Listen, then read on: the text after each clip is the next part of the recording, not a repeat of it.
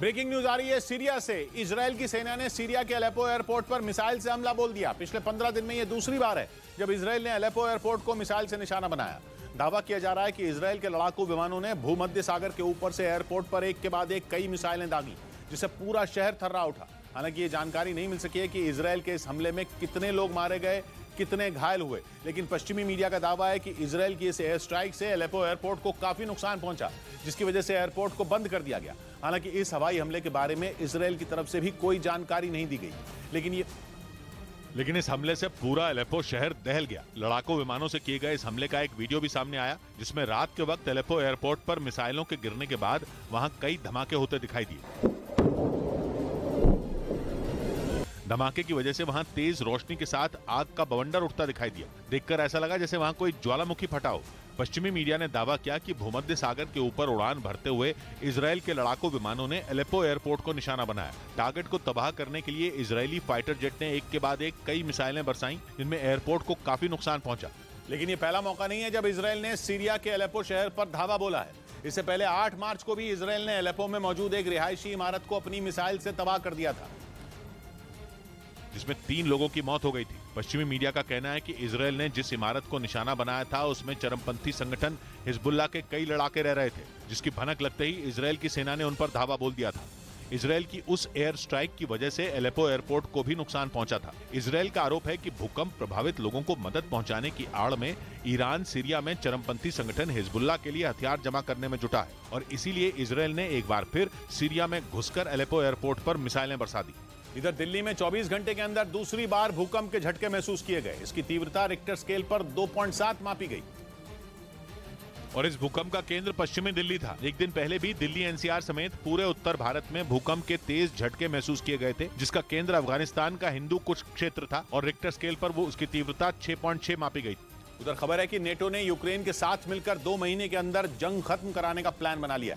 Germany के build नाम के एक अखबार ने खबर छापी कि एक नेटो अधिकारी ने उसे बताया है कि 2 महीने बाद मई में यूक्रेन रूस से बहुत बड़ा बदला लेने वाला है, जिसके बाद दावा है कि यूक्रेन में जो पिछले 1 साल 1 महीने से नहीं हुआ वो अगले 2 महीने में हो जाएगा। जर्मनी के अखबार ने नेटो के अधिकारी के हवाले से जो लिखा उससे साफ है कि नेटो ने यूक्रेन के युद्ध को अगले 2 महीनों में आर या पार लगाने की पूरी तैयारी कर ली है। बताया गया कि प्लान यह है कि मई में यूक्रेन अपने यहां लुहांस्क और ज़पोरिज़िया में रूस की सेना पर जबरदस्त हमला करेगा। ये दोनों वो प्रांत हैं जहां के बड़े हिस्से पर रूस की सेना ने कब्जा किया हुआ है। अब यूक्रेन के लिए अपने दम पर लुहांस्क और ज़पोरिज़िया में रूस से लड़ना मुमकिन नहीं, इसलिए खबर है कि नेटो उसे हथियार से लेकर ट्रेनिंग और खुफिया जानकारी तक जो उसे जरूरत होगी सब देगा। और अगर ऐसा हो गया तो रूस वर्सेस यूक्रेन की जंग में बहुत बड़ा क्लाइमैक्स आ जाएगा, क्योंकि इस प्लान के जरिए नेटो की कोशिश पुतिन से क्राइमिया छीनने की है। और क्राइमिया पुतिन की नाक। क्राइमिया जमीन का वो टुकड़ा है जिसे अपनी मुट्ठी में रखने के लिए पुतिन किसी भी हद तक जा सकते हैं, वाकई किसी भी हद तक। जिस ज़पोरिज़िया पर यूक्रेन के हमले का प्लान है उससे क्राइमिया ज्यादा दूर नहीं, वो उसके दक्षिण में ही है। वैसे तो क्राइमिया यूक्रेन का हिस्सा है, लेकिन रूस ने 2014 में ही उस पर हमला करके उसे रूस का इलाका घोषित कर दिया था। यानी पुतिन के लिए क्राइमिया रूस का है। इसी वजह से वो एक नहीं बल्कि 1000 बार बिल्कुल साफ शब्दों में कह चुके हैं कि अगर क्राइमिया पर आंच भी आई तो फिर वो किसी को नहीं छोड़ेंगे। फिर सिर्फ यूक्रेन नहीं बल्कि यूरोप से लेकर अमेरिका और नेटो तक उनके वार से करहा उठेंगे। इधर दिल्ली में प्रधानमंत्री नरेंद्र मोदी के खिलाफ पोस्टर लगाने के मामले में पुलिस ने 36 एफआईआर दर्ज की। पोस्टर छापने, लगाने और गाड़ी से अलग अलग इलाकों में भेजने वालों पर भी दिल्ली पुलिस ने एक्शन लिया, और इस कार्रवाई में 6 लोगों को गिरफ्तार कर लिया गया। इस दौरान पुलिस ने एक गाड़ी से कुछ पोस्टर भी जब्त किए। बताया गया कि प्रधानमंत्री के खिलाफ ये पोस्टर दिल्ली के नारायणा इलाके में छपवाए गए थे, जिसके मालिक को भी पुलिस ने गिरफ्तार कर लिया। उधर पश्चिमी मीडिया का दावा है कि रूस ने तुर्की के घातक ड्रोन को उसी तरह निशाना बनाया जैसे उसने हाल ही में अमेरिकी ड्रोन को तबाह किया था। यह हमला उस वक्त हुआ जब यूक्रेन के सैनिक तुर्की के बारकताश TB2 ड्रोन से जंग की तैयारी कर रहे थे।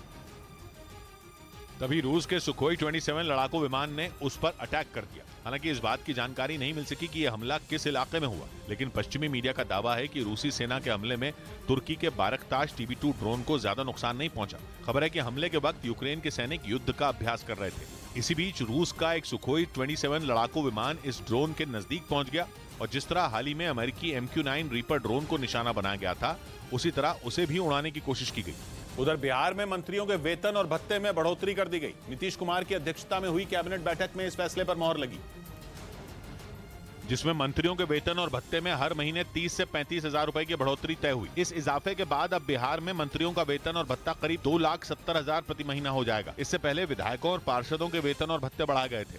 इस बीच इजरायल के एक रिटायर्ड जनरल अमीर अबीवी ने यह दावा किया कि ईरान को सबक सिखाने के लिए बेंजामिन नेतन्याहू 3 महीने के अंदर उस पर हमला कर सकते हैं, क्योंकि लाख मना करने के बाद भी ईरान परमाणु हथियार बनाने में जुटा है। अमेरिका भी यह दावा कर चुका है कि ईरान एटम बम बनाने के बेहद करीब है, जिससे इजरायल की टेंशन बढ़ती जा रही है, क्योंकि वो जानता है कि अगर ईरान ने एटम बम बना लिया तो उसका पहला टारगेट कोई और नहीं बल्कि इजरायल ही होगा। इसीलिए इजरायल ईरान को परमाणु ताकत बनने से रोकने की हर मुमकिन कोशिश में जुटा है। कई बार इजरायल के प्रधानमंत्री बेंजामिन नेतन्याहू ईरान के परमाणु ठिकानों पर मिसाइल दागकर उड़ाने की धमकी भी दे चुके हैं, लेकिन इन धमकियों का ईरान पर कोई असर नहीं हुआ, जिससे इजरायल और बौखलाया हुआ है। इस बीच इजरायल के एक रिटायर्ड जनरल अमीर अबीवी ने दावा किया कि अगर ईरान ने परमाणु कार्यक्रम नहीं रोका तो बेंजामिन नेतन्याहू 3 महीने के अंदर उसके खिलाफ जंग छेड़ देंगे। और इसके साथ ही उन्होंने अमेरिका पर आरोप लगाया कि ईरान पर नकेल कसने में बाइडेन पूरी तरह फेल साबित हुए हैं। इसी वजह से इजरायल को ईरान के खिलाफ कड़े कदम उठाने के लिए मजबूर होना पड़ रहा है, क्योंकि अगर अब ईरान को नहीं रोका गया तो वो पूरी दुनिया के लिए खतरा बन जाएगा और इसीलिए उसके खिलाफ एक्शन लेने की जरूरत है। पिछले हफ्ते भी बेंजामिन नेतन्याहू ने अपने यूरोप दौरे के दौरान यह ऐलान किया था कि इजरायल अकेले ही ईरान को सबक सिखा सकता है। उन्होंने साफ कहा था कि इजरायल किसी भी कीमत पर ईरान को उसके मंसूबों में कामयाब नहीं होने देगा, चाहे इसके लिए उसे अकेले ही ईरान से क्यों न भिड़ना पड़े। मतलब इजरायल ने दो टूक कह दिया कि ईरान से जंग लड़ने के लिए उसे यूरोप की जरूरत नहीं है। हालांकि पश्चिमी मीडिया का दावा है कि अमेरिका के कुछ सांसदों ने बाइडेन को चिट्ठी लिखकर इजरायल को ताकतवर हथियार देने की अपील की है, ताकि वो उनके दम पर ईरान का खेल खत्म कर सके। इधर शूटिंग वर्ल्ड कप में भारत को बड़ी सफलता मिली। निशानेबाज सरबजीत सिंह ने भारत के लिए गोल्ड मेडल जीत लिया और उन्होंने ये स्वर्ण पदक 10 मीटर एयर पिस्टल प्रतियोगिता में अजरबैजान के रुस्लान लुनेव को 16-0 से हराकर हासिल किया। वहीं भारत के ही वरुण तोमर को कांस्य पदक मिला। उधर रूस के विदेश मंत्री ने ब्रिटेन के यूक्रेन को यूरेनियम वाले हथियार देने का विरोध किया। उन्होंने इसे अंतर्राष्ट्रीय कानून को कमजोर करने वाला फैसला बताया और ब्रिटेन को चेतावनी दी कि ऐसा करके वो अपने लिए मुसीबत मोल ले रहा है, क्योंकि रूस का कहना है कि ब्रिटेन के यूक्रेन को यूरेनियम वाले हथियार देने से अंतर्राष्ट्रीय कानून कमजोर होगा, क्योंकि यूरेनियम वो तत्व है जो रेडियो एक्टिव है और परमाणु हथियारों में इस्तेमाल होता है। आसान शब्दों में कहें तो रूस ने ब्रिटेन पर यूक्रेन को परमाणु हथियार देने का आरोप लगा दिया। वहां के विदेश मंत्री सर्गेई लैवरोव ने इस बात पर ब्रिटेन को चेतावनी भी दे डाली।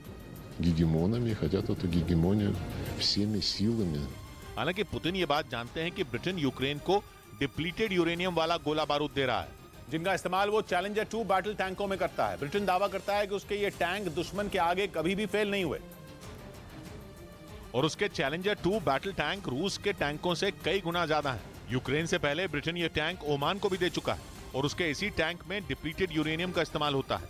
ये होता तो यूरेनियम ही है, लेकिन परमाणु हथियारों में इस्तेमाल होने वाले यूरेनियम से कम रेडियो एक्टिव होता है, मतलब कम खतरनाक होता है। लेकिन कई मिसाइलों में डिप्लीटेड यूरेनियम का इस्तेमाल होता है और ब्रिटेन भी चैलेंजर 2 बैटल टैंकों में यूरेनियम के इस टाइप का इस्तेमाल करता है, जिसका रूस ने विरोध किया। पुतिन ने खुद कहा कि ब्रिटेन की ये हरकत रूस बर्दाश्त नहीं करेगा, जबकि ब्रिटेन का कहना है कि वो जिस तरह के यूरेनियम वाला गोला बारूद यूक्रेन को देगा उसका परमाणु हथियार से कोई लेना देना नहीं है। रूस के बयान का ब्रिटेन के रक्षा मंत्री ने जवाब दिया और उन्होंने ये साफ कर दिया कि डिप्लीटेड यूरेनियम एक अलग तरह का तत्व है जिसका परमाणु हथियारों से कोई लेना देना नहीं है और रूस जानबूझकर तिल का ताड़ बना रहा है, जबकि वो ये जानता है कि ब्रिटेन के टैंकों में डिप्लीटेड यूरेनियम का कई दशकों से इस्तेमाल हो रहा है। ब्रिटेन के रक्षा मंत्री ने रूस पर झूठ फैलाने का आरोप लगाया, क्योंकि डिप्लीटेड यूरेनियम नेचुरल यूरेनियम का बचा कुचा हिस्सा होता है जो ठोस अवस्था में मिलता है और टैंक से दागे जाने वाले गोलों के किनारे पर लगाया जाता है।